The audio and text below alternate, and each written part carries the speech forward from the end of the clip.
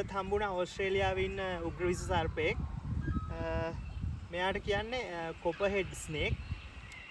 ඉතින් මෙයා ඕස්ට්‍රේලියාවේ ගොඩක් සුලභව වාර්තා වෙන සර්පයෙක්.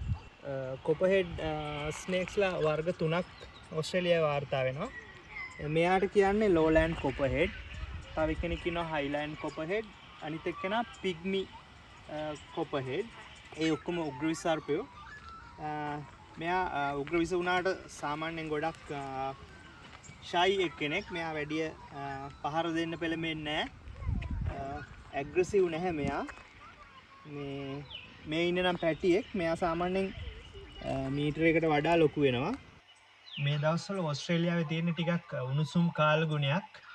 ඉතින් මේ උණුසුම් කාලගුණයත් එක්ක සර්පයෝ ගොඩක් වාර්තා වෙනවා. ඒ වගේම සර්පයෝ ගොඩක් ඇක්ටිව් මේ දවස්වල. ඉතින් සමහරලාට ගොඩක් රස්නේ දවස්වලට මේගොල්ලෝ සීතල තැන් හොයාගෙන ගෙවල් ඇතුළට එන්න පුළුවන් ඉඩ වැඩි. ඉතින් ඒ හින්දා මේගොල්ලෝ ගැන අපේ ලංකාවේ යාළුවෝ දැනුවත් වුණා නම් හොඳයි. ඕස්ට්‍රේලියාව කියන්නේ ඉතින් ලෝකේ උග්‍රවිස සර්පයෝ වැඩිම රට. ඒ හින්දා මෙහෙ ඉන්නකොට මේගොල්ලෝ ගැන පොඩ්ඩක් දැනුවත් වෙන්න.